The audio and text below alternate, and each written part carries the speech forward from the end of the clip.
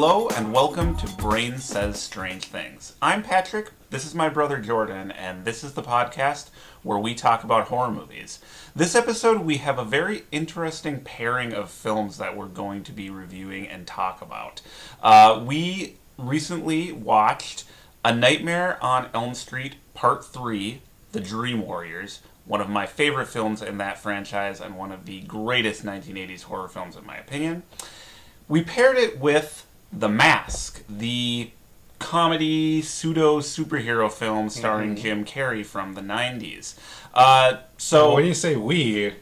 Yeah, Jordan came up with this pairing. I did not know what we would be watching or reviewing for this episode of Brain Says Strange Things, which was kind of fun for me and kind of a different way of doing things. It was stressful for me. I came up with that at the last minute. So, well, I think it's an interesting pairing. So these two movies, at first blush, seem to have nothing in common. They do share a director, Chuck Russell.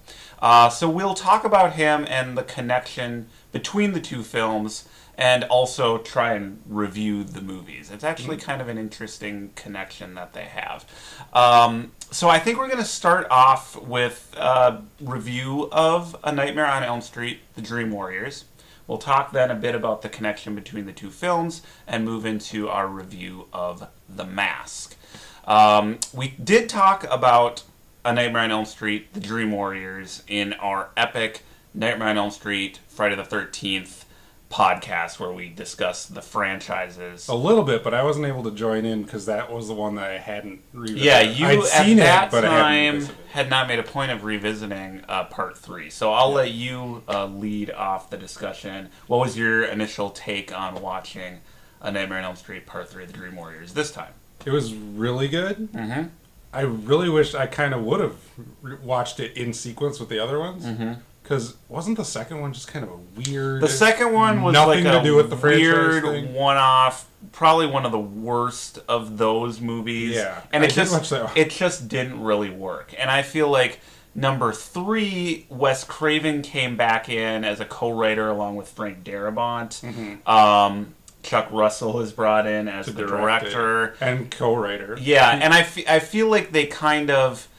I feel like Wes Craven maybe felt that it could be a kind of grand conclusion to the series, but it also was kind of a course correction. That's kind of what I thought when I saw it. Yeah, it's that's what I was thinking when I was watching it, because I wish I would have watched it in comparison with how not to do a sequel. Mm-hmm. This is kind of how to do a franchise. Like, they couldn't have kept going making movies like Part 2. Right. Part 3 kind of showed them a way that there could be continued life in this franchise. It was just a new angle on it, I think. Yeah. Because a lot of the things that people remember about the whole Freddy mythology, a lot of it is actually from the third one. Yeah, a lot of people think it's just from the very original. Right. That wasn't all in there. Mm-hmm. The third one figured out a way to kind of build on it and still make it sound like it belonged in the same universe. I think it's a really good way of using what you had and building a little franchise. I thought it was great. It really is. There's a lot to say about this movie, and I've said a lot about this movie. Like all the iconic images too. Yeah, but a lot of them are from this one specific It is a model of how to make a sequel. You know what I mean? Because it is on a larger, grander scale than the original one. Mm-hmm. It deepens the mythology. You know, it brings back some favorite characters. It adds a lot more characters. Yeah, but it's also its own movie with a satisfying beginning, middle, and end. Totally. I said before that if you take the original Nightmare on Elm Street, this film, and then probably Wes Craven's New Nightmare, which is its own thing, you could have a nice little Wes Craven Nightmare trilogy, and that's all you ever really need to see of that franchise, although a lot of the other movies are fun. Like some of the iconic, memorable moments that happen in this movie, what was kind of stood out for you? Because there were a lot of those, that's in this movie too, and that moment happens in this movie as well. Well, mainly is Freddy, his character, how he has like a sense of humor to it, and this is how it ties in a little bit with The Mask too. Yep. He's like using his powers to just crack jokes and kill people. Mm-hmm. I mean, he does actually kill people. I don't know. because the first one I remember, he doesn't talk a lot. No, he's just actually kind of in the background a little bit. He's a quieter, kind of darker character but in the first film. People nowadays remember Freddy from his one-liners. You know? Yes. So. Yeah. So no, part 3 Dreamers is really when they kind of solidify Freddy's personality. They give him a little bit more personality. Even though he's a psychotic killer and child murderer, he somehow is a little bit more lovable in this movie, and he's by far my favorite child killer. But yeah, he's fun to watch, you know. And this is the first movie in the franchise where he kind of tailors the killings in really unique ways based on the personalities of his victims. Yeah, because which would be a lot of horror movies forward. have creative killings, but this is kind of like... This takes it to a whole nother level. Yeah, I mean, the franchise does, and this is really where you see that for the first time. We love the addition of Amanda Kruger and the further, wrinkle to Freddy's origin story. Kind of goes back a step, like... Yep. It goes... The origin of Freddy's origin. Yep. But, how did Freddy... But it still... It doesn't feel like a retcon. Doesn't feel like it. a cheat. Doesn't feel... You know what I mean? It does everything like a sequel or a franchise is supposed to do, where it adds to it, but it doesn't take away from it. It's a really good companion piece to the first film, but as I said, a great movie in its own right. It's very 80s. It's definitely cheesy, with all the kids and their different powers and abilities in the dream. There are moments like with any of these movies where it's just kind of like, oh, I wish they had not done that. But I mean, with a billion different choices in a movie, how can you possibly not like a movie for the girl who has like a huge mohawk? Yeah, and the dorky wizard character, the Dungeons and Dragons that stuff's always going to be in there. Like nothing is airtight, perfect. Yeah. There's plot holes and all that stuff. Yeah.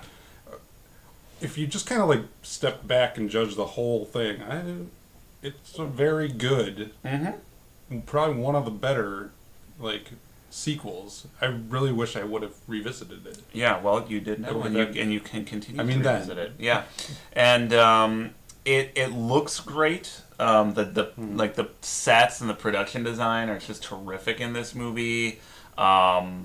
It's just really well done on every level. So it's a really entertaining film. So when you brought over the 2 movies and said that this is what we were going to watch, I was like, well, I kind of get it, but I mean, any excuse to watch A Nightmare on Elm Street 3, The Dream Warriors again, I'm all for it. So yeah, because I knew you liked it, so that was my way of getting to watch. I was trying to get you to watch The Mask, so I wanted to try to kind of get it in there, but I did finally. Okay, so any kind of more notes specifically on this film before we kind of talk about the bridge between Nightmare and The Mask a little bit? Part of the bridge I like why I think both of them work is because everybody involved in it is so committed to it.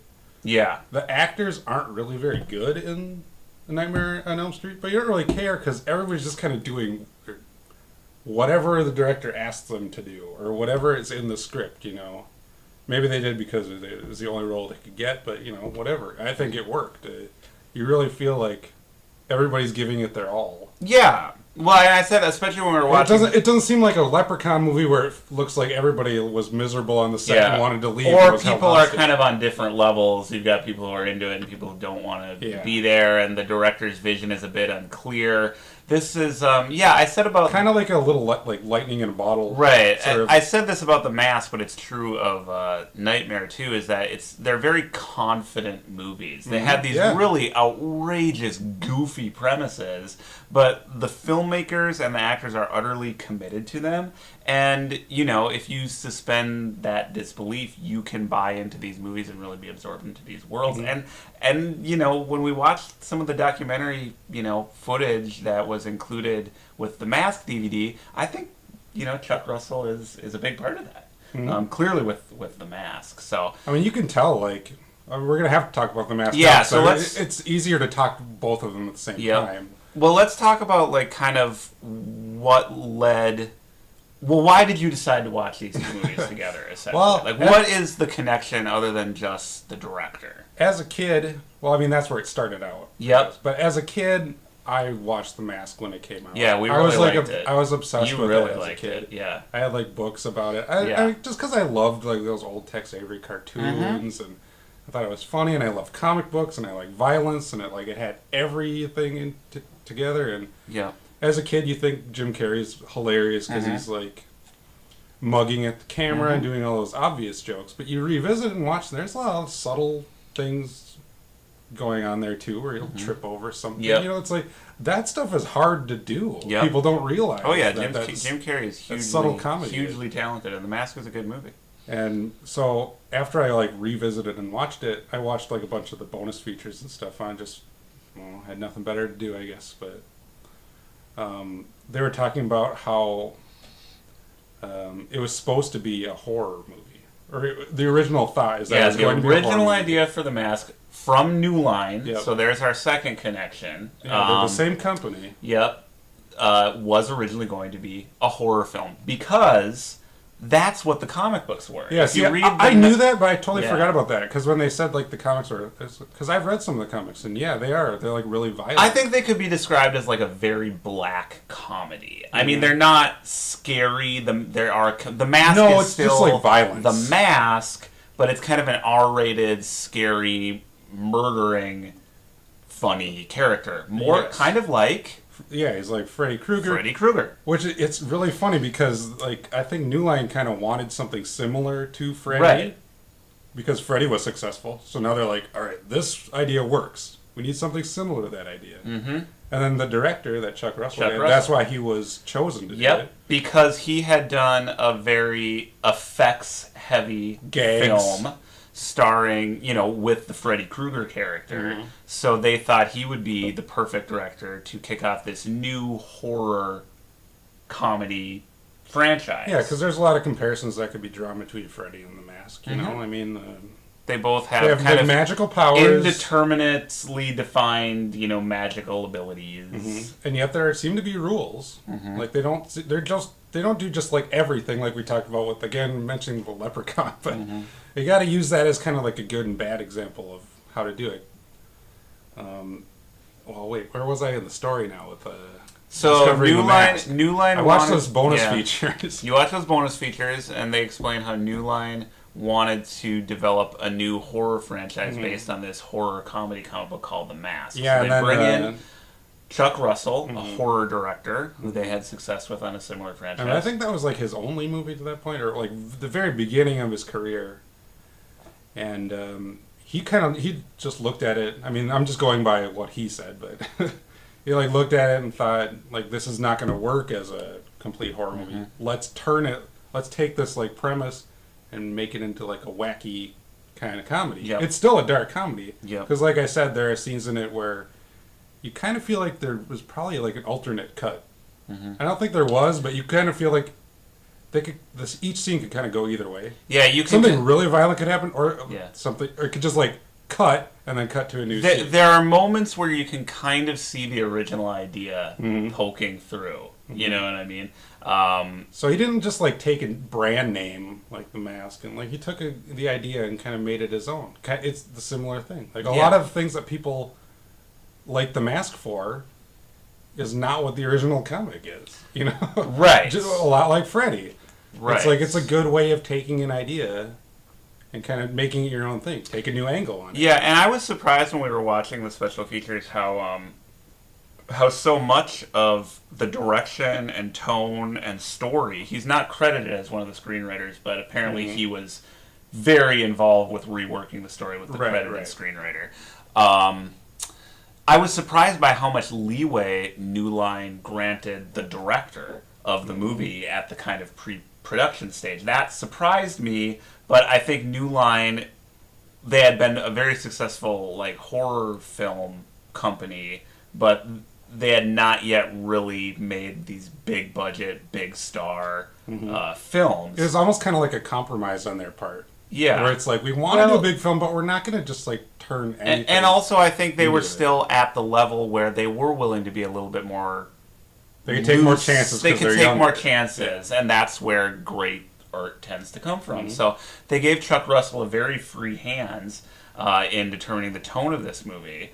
So yeah, originally not supposed to be a comedy. He made that choice. They turned that corner, and then that led to the kind of casting that they did for the movie, which Chuck Russell also had some really firm ideas about. And again, they kind of let him go his own way, and both of those casting choices for the male and female lead turned out to be you couldn't imagine a better choice having been made. Yeah, with Jim Carrey and Cameron Diaz, right? You kind of stood up for both of them. Yep, and to fight for them to get in this picture too. Basically, no names because. Yeah, this was early in Jim Carrey's career. I think he had done Ace Ventura, but it hadn't been released when they had started to make The Mask. Right. But Chuck Russell was aware of him. When you were trying to convince a production company, he wasn't. You want Jim Carrey? He's not a name. He wasn't yet a name, and this is Cameron Diaz's first film, and everyone, not just Chuck Russell, in this documentary we watched, really made it sound like he was the guy who really kind of picked these actors. So. I mean, yeah, he was a bit of an auteur, I think, at least on this movie, and it led to good results. So it's interesting how, to know how a movie is originally pitched or conceived, and then to see what it evolves into. Like, I would never connect The Mask to the horror genre, but when you hear the behind-the-scenes stuff and you see the comics that it was originally based on, you can kind of see the connection. So it's interesting. I think so. Yeah. So I kind of feel like it's validation. Like, this is why I fell in love with this movie. Like, when I was a kid, you rewatch it. Yeah, there's again, like I was talking about the other movie. There's a lot of silly stuff that loose ends. On the whole, if I look at it, I think it holds up really well. I'm going to say I think it's very bad. I think The Mask is a good film. I liked it a lot when I was young, like you. You really loved it, but I liked it too. We were fans of this movie as kids. I haven't seen it in 15 years or more. I had gone a long time without seeing it. I was a little worried revisiting it. But. Right. Yeah, and I didn't really know how it would hold up because sometimes you do revisit things that you loved when you were younger, and then they don't hold up. But The Mask really does. I think on every level, it's a really good movie. It's another good team effort movie, or another lightning in a bottle movie. Or you almost don't think it ever could have come together any other way. No. It seems like it was made for Jim Carrey. It seems like they got the perfect director who knew horror and comedy. Yeah, he was the perfect... They got the perfect female role. They got Cameron Diaz. ILM did the early CGI special effects. Yeah, that's another thing. It's ILM, who is they are special effects now. People know them as... Back then, they were, but they weren't that well known. But it's funny that a big company, because essentially The Mask was an independent film, basically. But they got them to be on board because of this unique take. And they were just kind of all in with it too, and they invested everything. It's a really everybody kind of recognizes what it's going to be, and that doesn't always pay off. It could be bad, but I think everybody kind of took that gamble, and you can. I don't know. It's cool that it paid off. I think it looks good. Yeah, it's a really original and weird movie. Because it really did become a straight comedy. There's really no horror left in it. Like I said, knowing some of the behind-the-scenes backstory, you can maybe see moments of it, but it looks, it's played, it feels like it is a comedy. And it's funny. But it's also this genre piece, and it's of a It's kind of genre bending. Yeah, I mean it's one of these '90s pseudo superhero movies. There were kind of all these proto superhero films like Darkman and The Phantom in the 1990s that we The Rocketeer that we always loved. That's another good one. Yeah, that we always loved these movies because we love comics, and back then there weren't the actual comic book movies to the extent that there is today. Yeah. So you kind of take whatever you can get. So we love stuff and The Mask is probably the best example of those kinds of movies. The Rocketeer is better, but The Mask is... Yeah, The Rocketeer probably is too. But I would say both, because that's more of a straight hero, and this is more of a comedy. But it's interesting that they blend the pseudo superhero special effects movie with this kind of old-fashioned romantic comedy. It has this kind of deliberately timeless look and feel. It kind of seems like it might be taking place in the 1940s. And I think what you said that you like is that, remember when the cops are talking, when a real human character meets The Mask, yeah, you'd be in real life, people would probably be why Right. why are this guy's eyes popping out of his Right. head? But the human characters treat it like it's real. Like when Right. he's going to run away, and they tell him to freeze, and he like turns into icicles. Right. He actually freezes. Because he's like a human cartoon character. Yep. So this character freezes, turns to ice. And then they're like, all right, put your hands up. You told me to freeze. And they're Right. like, all right, unfreeze. And then Right. he just falls to the ground. Right. Like, this cartoon character is kind of locked into the rules as well. You Right. know? You can see how there are rules to this thing. Yeah. It's kind of a fun little game. Yeah, I don't know. It exists kind of in its own little... I feel like I'm getting too excited over this. Yeah, no, it exists in its own kind of like little universe, you know, and it has its own internal logic to it. Well, what I was going to mention is that, remember when you said that, well, why don't the cops just, like, I don't know, they're like, why don't they just, like, hey, boss, didn't you just see that? Right. And then we're just kind of like, well, you know, it wouldn't work that way. Right. You have to play it as a comedy. Like they handle it and that might be part of the reason that they decided to go towards such an over-the-top comedy, because it just wouldn't work played straight on any level. It could never really be scary. Well, that's what I wanted to ask you. Like, knowing this, you know, about the way the film was developed, could you imagine, would you want to see an actual more of the original idea, more of a faithful adaptation of the comics? Do you think they could do more of a horror version of The Mask, essentially this living cartoon character? I think they could. Yeah, I think it would work. Would that be something you would want to see? I think I could, but I don't think it's something I would have liked it as much. Yeah, I can't quite imagine it. I guess Jim Carrey is so... He is The Mask, and he is such a comedy actor that it's really difficult to imagine. I guess I feel like the only way I would say that is that I never want to say never. Yeah. Because as soon as you say that, then a movie comes out that proves you wrong. But I can't really think. I'm just kind of like you. I can't really picture what it would be like. Yeah. That's why I hope like some creative mind would step in and be Right. like, this is what it would look like. Right. But I do feel like it's just kind of like a really rare moment when all that stuff came together. Yeah. I mean, I don't want to talk about it like it's the greatest thing in the world, but yeah, I mean, the closest would be something like I kind of want to like show it to people. Like, remember this? Come on, it was good. Well, and I'm glad I showed it. I feel like The Mask it was very successful at the time, and I feel like people do like this movie. You know, I think people know The Mask, and I mean, it might not be like. It's a shame people don't know like Chuck Russell. You kind of yeah. Mm-hmm. And I mean, I didn't. You know, I've always thought of Nightmare 3 as another of the Wes Craven films. I knew he's not the director of it, but I feel like with this one he stepped back in as a producer, co-writer, and it had a bit more of a hand in. You probably picked him after number 2, yeah. And so I couldn't have told you the name of the director previously.